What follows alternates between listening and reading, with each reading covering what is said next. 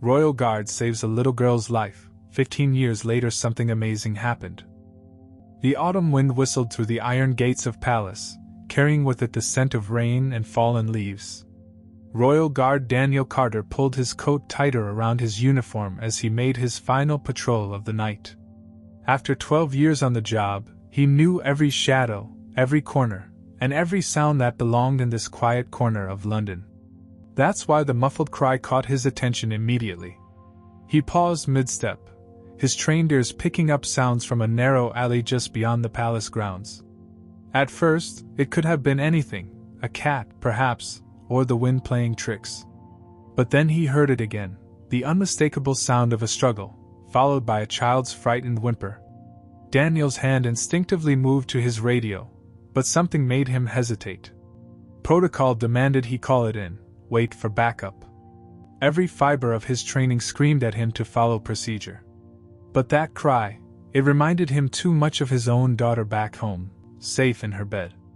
Without another thought, he moved swiftly toward the alley. The scene unfolded before him like a nightmare. A man in a dark jacket had cornered a small figure against the brick wall. The girl couldn't have been more than 10, her school uniform dirty and torn at the knee, her small backpack clutched desperately to her chest.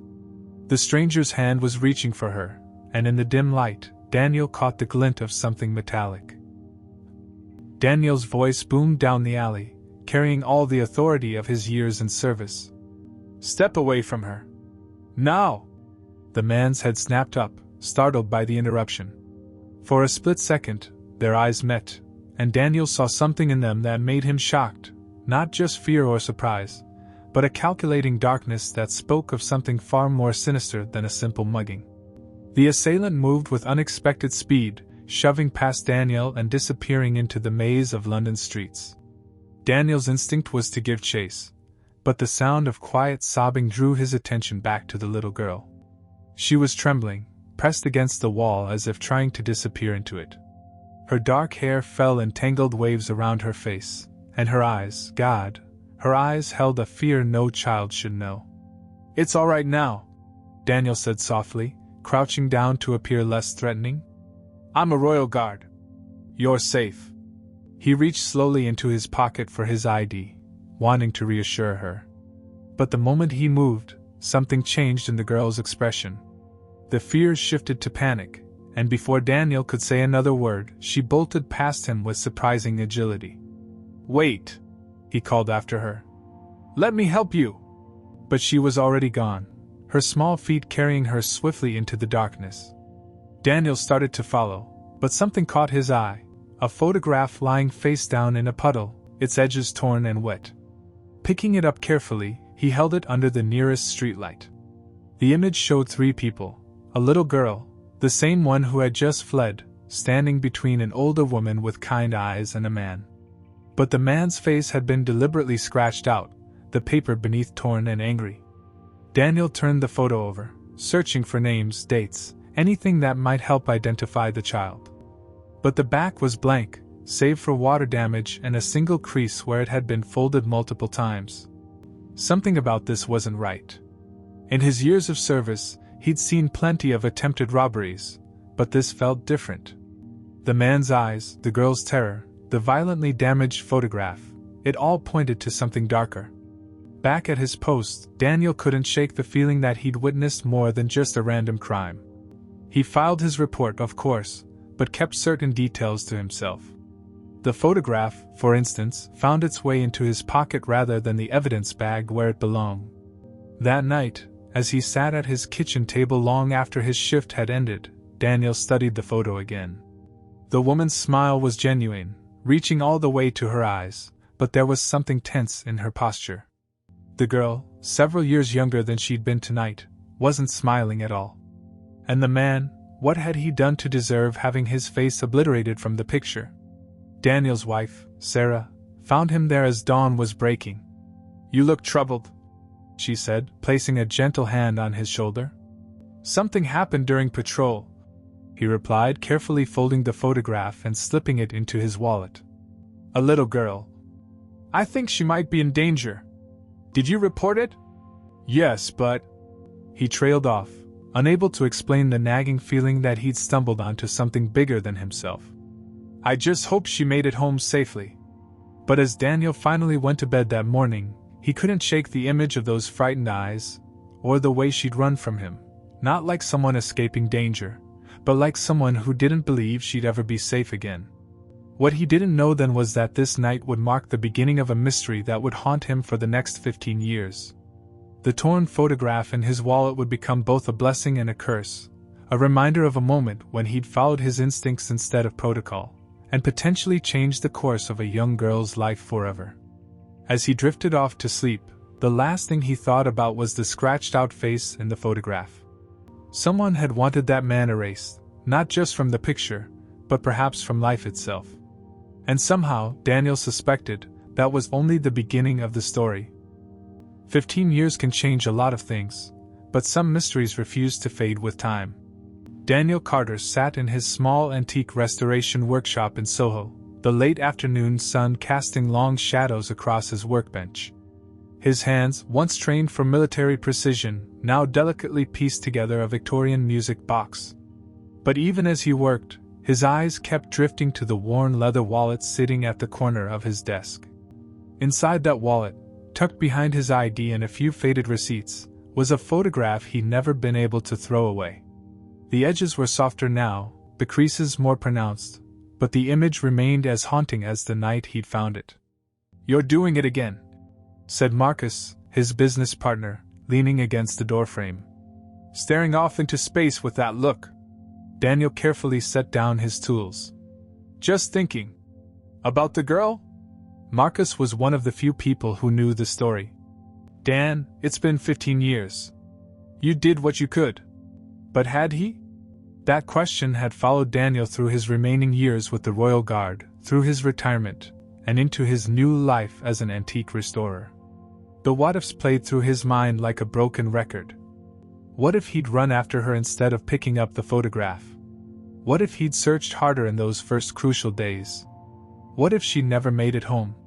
He pulled out the photograph, studying it for the 1,000th time. The older woman, probably the mother, had a gentle smile that didn't quite reach her eyes. There was tension in her posture, visible even in this frozen moment of time.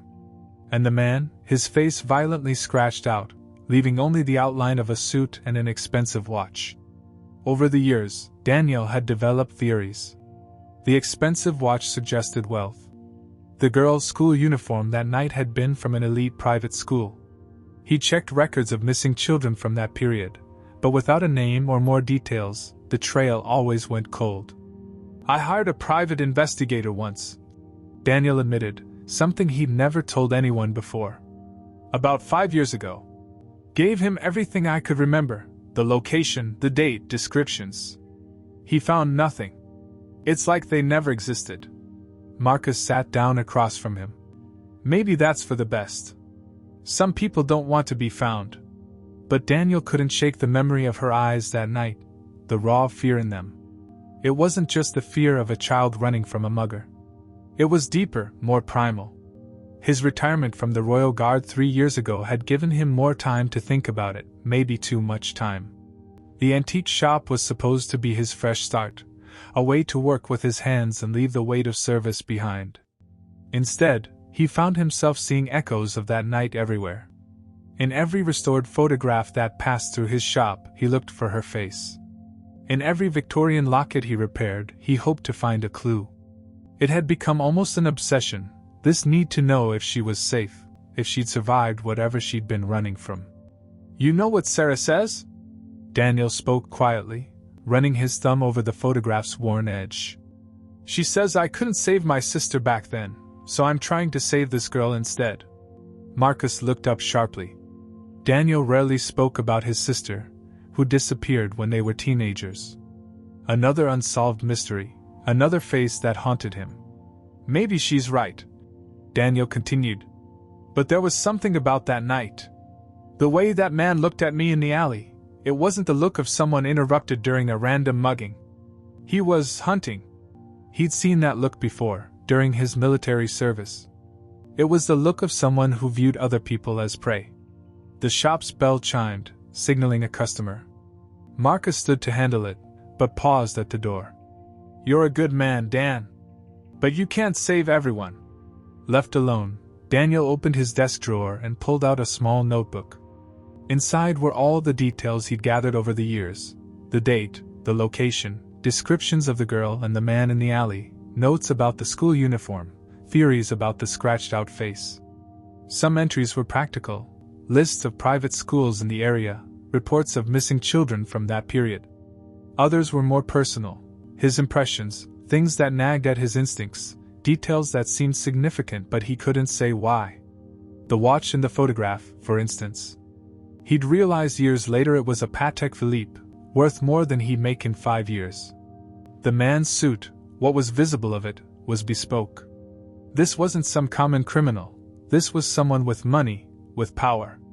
Daniel closed the notebook and leaned back in his chair. The restoration workshop was his sanctuary now, filled with broken things he could fix. But this one mystery, this one broken story, continued to elude his efforts to make it whole. The photograph stayed in his wallet, a constant reminder of unfinished business. Sometimes, late at night when he couldn't sleep, he'd take it out and look at it, wondering if somewhere out there, a young woman looked at a similar photo and remembered the night a royal guard tried to help her. "One day," he whispered to the empty workshop, "I'll know what happened to you." He didn't realize then how soon that day would come, or how the truth would be far more complex and dangerous than he'd ever imagined.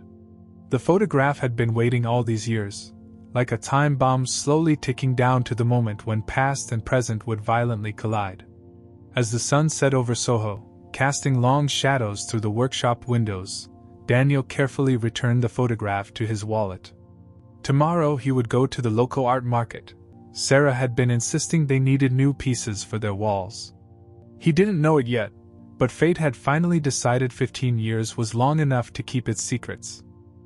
The Sunday art market in Spitalfields was alive with color and movement.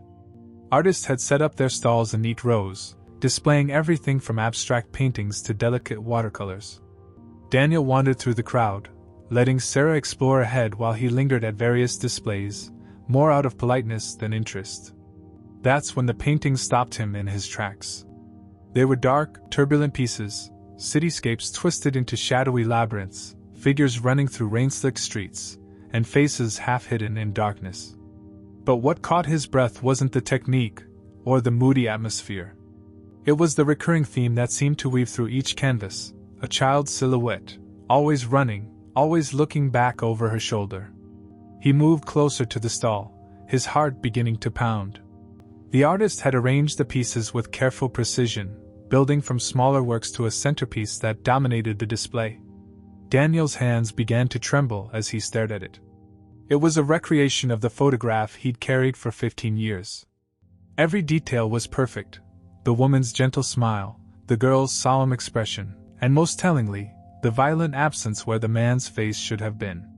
But in this version, the background bled into dark streets and twisted shadows, as if the happy moment was being consumed by something sinister. "That one's not for sale." The voice behind him was quiet but firm. Daniel turned, and the world seemed to tilt on its axis. She was taller now, of course. Her dark hair was shorter, cut in a sleek bob that framed her face. But those eyes, those watchful, haunted eyes, were exactly as he remembered them. "You kept it?" she whispered, her gaze flicking to his coat pocket where his wallet rested. The same place he'd carried her photograph for a decade and a half. For a moment, neither of them spoke. The bustle of the market continued around them, but they might as well have been alone in that dimly lit alley 15 years ago. "Every day," Daniel finally managed. "I kept it every day." She glanced around quickly, a habit he recognized from people who were used to watching their backs. "My stall closes in an hour. There's a cafe around the corner, Blackbird Coffee. Meet me there?" Daniel nodded, still struggling to process this moment he'd imagined countless times. "I'll be there. Don't tell anyone," she added, already turning back to a customer who was examining one of her smaller pieces. "Please." Daniel found Sarah discussing pottery with a vendor several stalls away. "I'm getting a headache," he lied, hating the deception but knowing it was necessary. Think I'll grab a coffee and head home. You stay, enjoy yourself. An hour later, Daniel sat in Blackbird Coffee, his hands wrapped around a cup he hadn't touched. The cafe was nearly empty, just a few students with laptops and an elderly couple sharing a scone. When the bell above the door chimed, he knew it was her before he looked up. She slid into the seat across from him, placing her artist's portfolio carefully beside her. Up close, he could see the years etched in fine lines around her eyes, in the way she carried herself with a carefully constructed poise that seemed ready to shatter at any moment.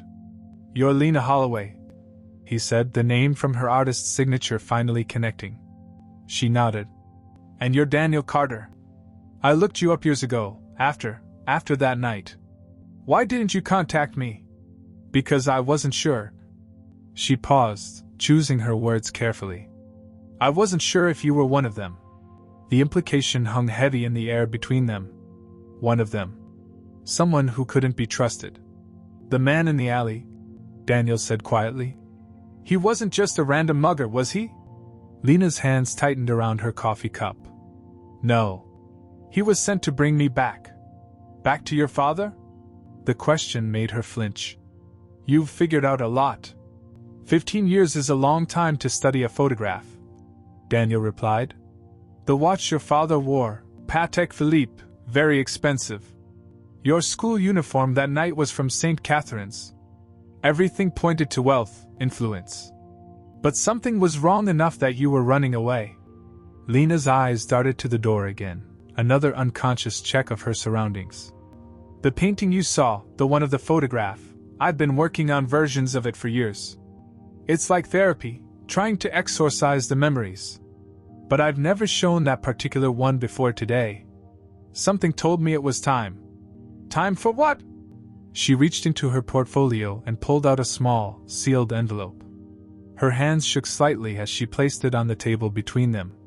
"I found something," she said, her voice barely above a whisper. "And I think it might change everything." Daniel stared at the envelope, remembering all the dead ends, all the questions that had haunted him for 15 years. "Who was he, Lena? The man in the photograph, your father?" She drew a deep breath, and in that moment she looked just like the frightened girl from his memories. "Before I show you what's in this envelope, I need to know something. That night when you saved me, why did you keep the photograph? Why did you care?" The question caught him off guard, but the answer came easily. "Because I saw something in your eyes that I recognized. My sister." He paused, surprised to find himself sharing this. "My sister had the same look before she disappeared. Like she knew something terrible was coming, but couldn't tell anyone what it was." Lena's expression softened slightly. "Did they ever find her?" "No." She nodded, as if his answer had confirmed something for her. With trembling fingers, she pulled the envelope closer to her side of the table. "Then you'll understand why I need your help," she said. "Because the past isn't done with me yet.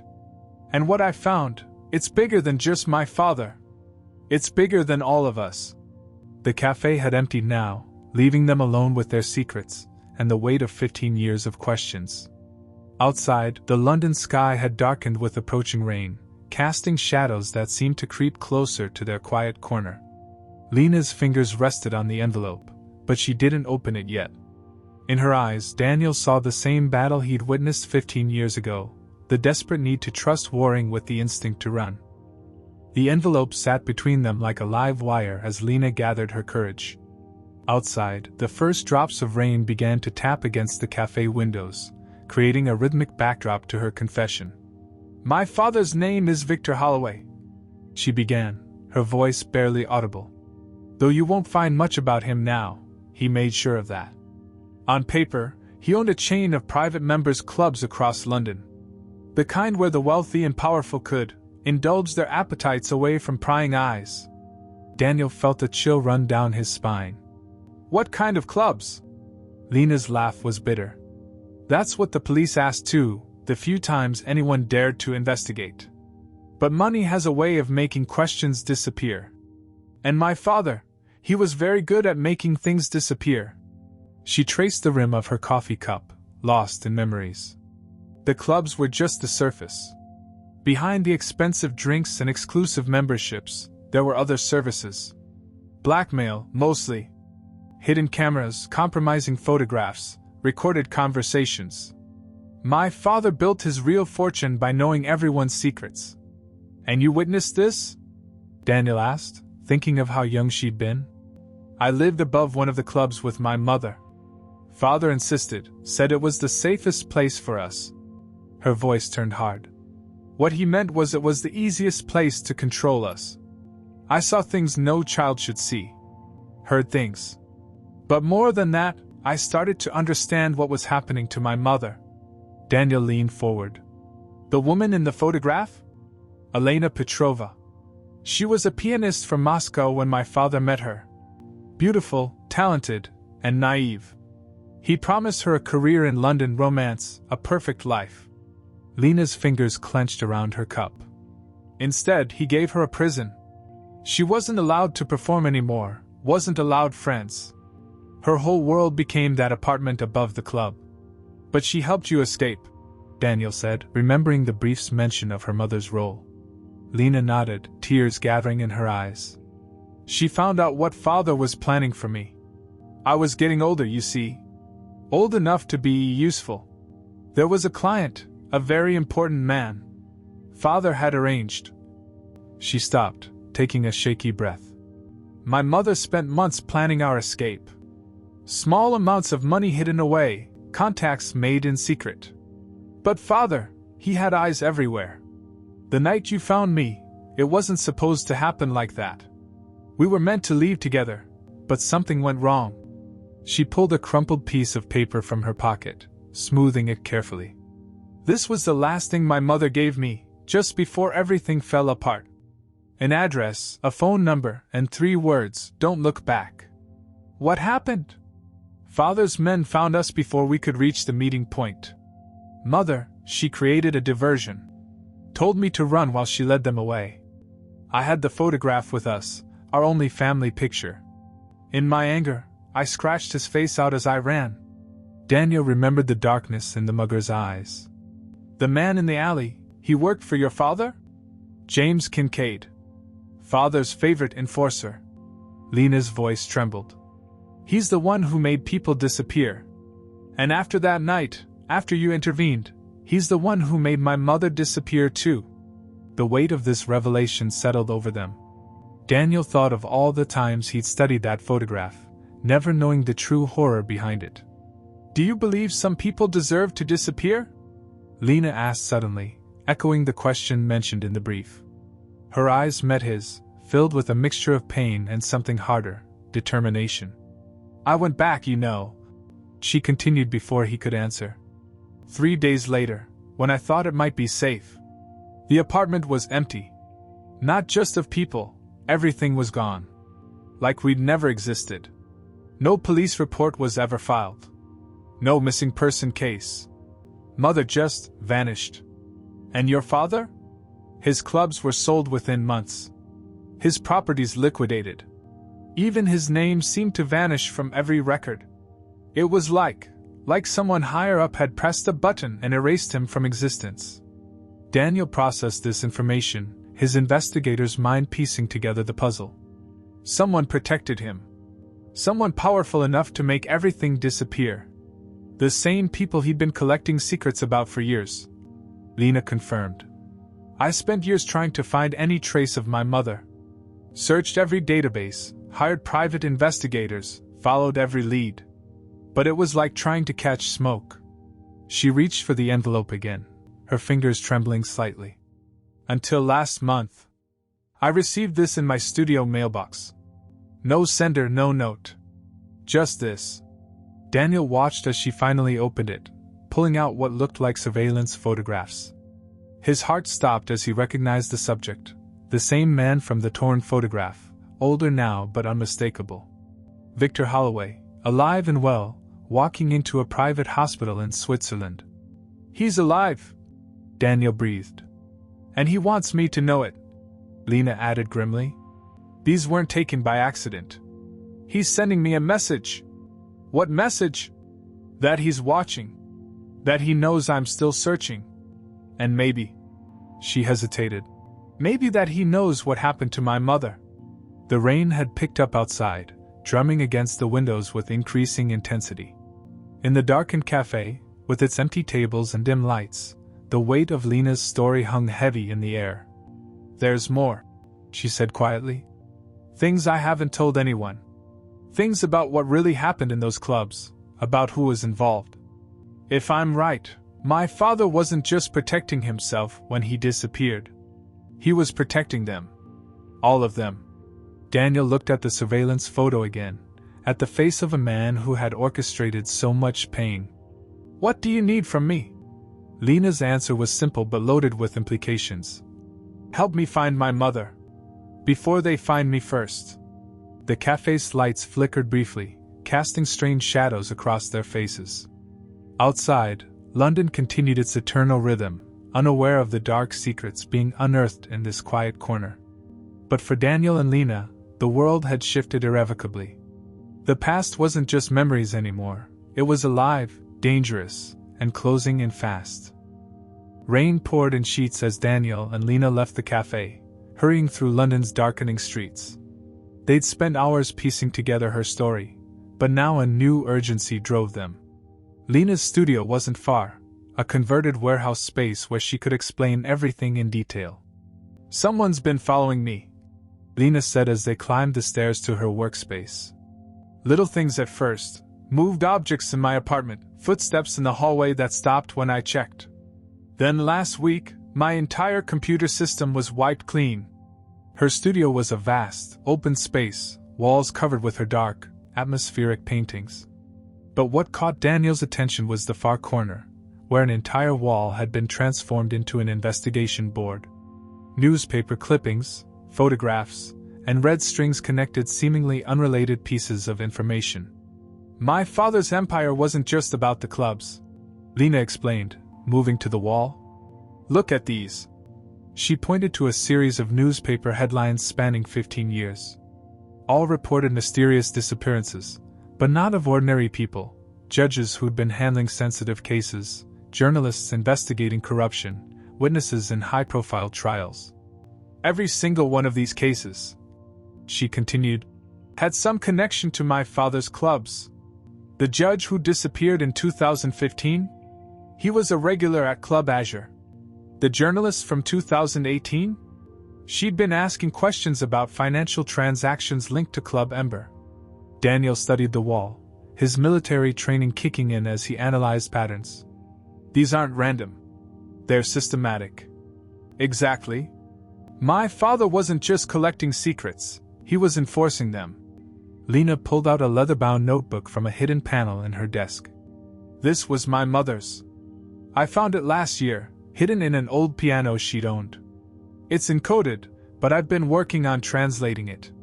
The notebook's pages were filled with musical notation, but looking closer, Daniel could see it wasn't quite right. Sheet music as code?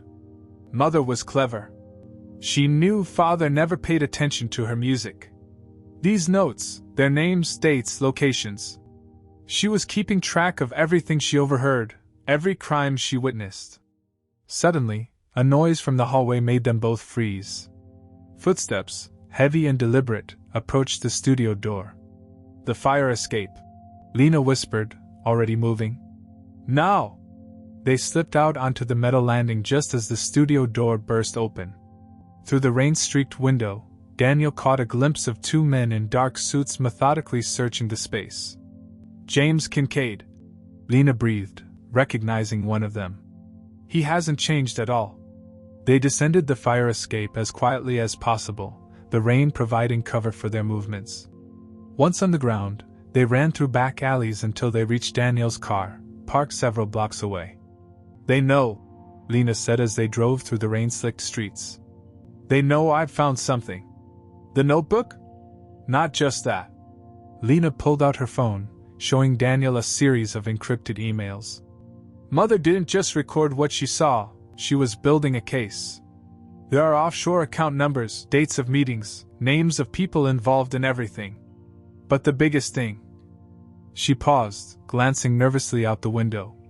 She found evidence of a shadow organization. People above my father, pulling the strings. Daniel's hands tightened on the steering wheel.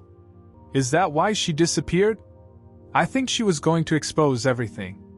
Not just father's crimes, but all of it. The entire network. Lena's voice cracked. But I think she's still alive. These surveillance photos of father, they're not just showing him. Look at the background.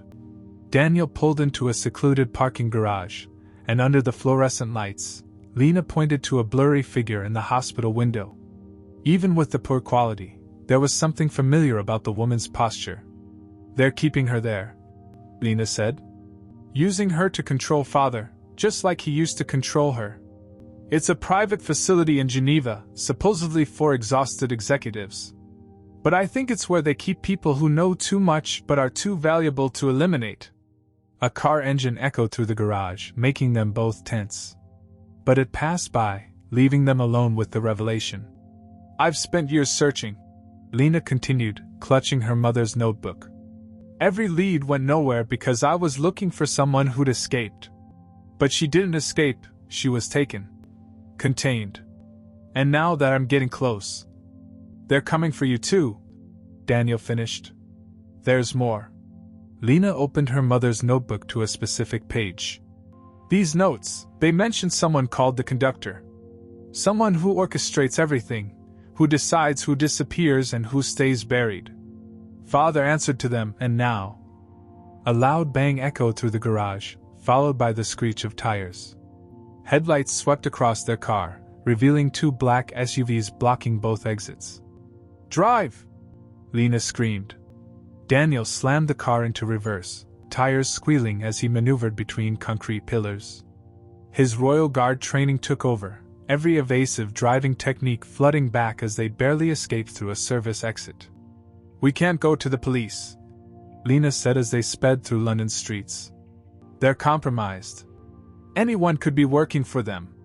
I know somewhere, Daniel replied, taking a sharp turn. An old military contact who owns a safe house. But Lena, he glanced at her. Are you sure you want to keep pulling this thread? Some doors once opened. They finished my childhood, Lena said firmly. They stole my mother. And now they're trying to silence me too. She clutched her mother's notebook tighter. I'm not running anymore. Not when I'm this close. As they drove through the rain-soaked night, both knew they'd crossed a point of no return. The past wasn't just catching up, it was hunting them. And somewhere in a private Swiss clinic, Elena Petrova was waiting, guarding secrets that could bring down an empire of shadows. But neither Daniel nor Lena realized just how deep those shadows went, or that their next move would trigger a chain of events that would shake London's corridors of power to their very foundations. The safe house was a modest flat above an old bookshop in Camden. Daniel's military contact, Mike, had the place rigged with security systems that would make everyone envious. As dawn broke over London, Lena spread the surveillance photos across a worn kitchen table. Look at this, she said, pointing to the most recent image of her father entering the Swiss clinic. The timestamp, it's from 3 days ago. Rue de Santé 23, Geneva.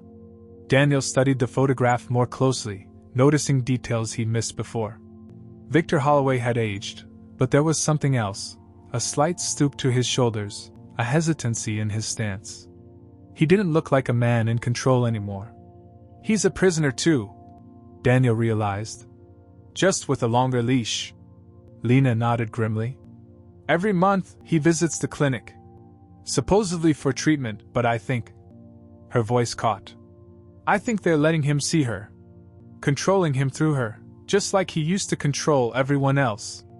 A soft ping from Mike's security system alerted them to movement outside. On the monitors, they watched James Kincaid's men canvassing the neighborhood, showing Lena's photo to shopkeepers. They're getting closer, Daniel muttered. We need to move. No, Lena said firmly, pulling out one final piece of evidence, a USB drive. I've got everything here. All of Mother's decoded notes, financial records, names of everyone involved. The entire network. If anything happens to me, it goes public. Danny was shocked. That's why they haven't moved against you directly yet. But they will, Lena replied. The conductor doesn't leave loose ends. We have maybe 48 hours before they decide I'm too much of a risk, dead or alive. A plan began forming in Daniel's mind. Your father's next clinic visit is scheduled for tomorrow. Yes, but then that's our window. They'll expect you to go to Geneva, try to break into the clinic. They'll have security waiting. Lena caught on quickly. But they won't expect us to go after him here in London. Daniel pulled out his phone, showing her a message from his old Royal Guard contacts. He always stops at his London bank before flying to Geneva. Private vault access. 10 minutes maximum. Tomorrow morning, Lena whispered. One chance to confront him. The next day dawned cold and clear. Daniel and Lena positioned themselves near the private bank's rear entrance, watching as a black Mercedes pulled up right on schedule. Victor Holloway stepped out, looking exactly like his surveillance photo. Expensive suit, slight stoop, haunted eyes. Ready? Daniel asked. Lena's hand tightened around the envelope containing her evidence. I've been ready for 15 years. They intercepted Victor Holloway in the bank's private vault area. When he saw Lena, all color drained from his face. Hello, father, Lena said quietly. We need to talk about mother. You don't understand what you're doing. Victor's voice shook. They're watching. They're always watching. I understand perfectly, Lena replied, stepping closer. The conductor, the network, the clinics, I know everything. And now you're going to help us get her out. They'll kill us all. No, Daniel interjected, showing Victor the USB drive. Because in 1 hour, every major news outlet receives this unless we call it off. Names, accounts, 15 years of secrets. Everything burns. Victor's facade cracked. She's alive, he whispered. Elena's alive. But they'll never let her go. The things we know. That's why we're not asking, Lena said firmly. You're going to make your usual visit tomorrow. But this time, you're going to help her escape. One last chance to do the right thing. A sound from the corridor made them all freeze. Footsteps approached, multiple sets, heavy and purposeful. They know. Victor's eyes widened in panic. Run. For God's sake, run! But Lena stood her ground. No more running. Call them off, father. End this. Victor looked between his daughter and the approaching footsteps, years of fear warring with a father's love. Finally, he reached for his phone. Sir? A voice answered immediately. Protocol 0. Victor said clearly. Full exposure. I repeat, Protocol 0. The footsteps outside stopped. Through the vault's security feed, they watched as Kincaid and his men received new orders and retreated. They'll come for me now, Victor said quietly. The conductor doesn't forgive betrayal. Let them come, Lena replied, showing him her mother's notebook. We have everything we need to bring them all down. But first, we're going to Geneva. Together. It's time to bring mother home. Daniel watched father and daughter, seeing the weight of 15 years of secrets, finally beginning to lift. The shadow organization would fight back, of course. The conductor wouldn't give up power easily. But something fundamental had shifted. The hunters had become the hunted.